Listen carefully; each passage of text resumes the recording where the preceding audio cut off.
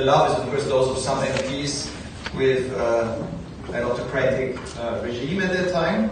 But just one thing on the countries, it is striking that in that vote, all 18 Russian MPs turned up. They were very diligent, and of course, all 18 voted against the Schwester report. 10 out of 12 Turkish MPs voted against the Schwester report. 9 out of 12 Spanish MPs. 9 out of 18 Italians. Of course, all 6 Azerbaijanis. 5 out of 7 Czechs. 5 out of 7 Greeks. And then it's an interesting list if you go down. On the other side, there is also a list of, well, it's interesting. 11 Germans voted against the report, 3 abstained. 6 Swedes voted against, nobody abstained, nobody was in favor.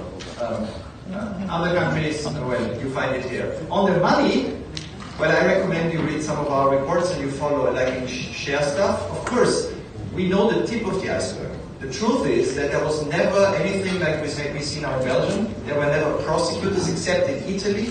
What the Italian prosecutors found, because transfers were suspicious, was that one person admitted, I mean, he received 2.4 million euros, unlikely for himself, but he admitted here the contract for 10 million euros. He said that himself.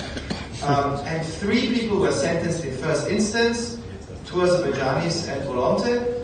It's now an appeal, but unfortunately a lot of people who would know things have not come forward. So the real investigation is still to be done, and I'm convinced from all the research we did for all these years, there must be more than 100 people in this over the 20 years that this policy was continuing.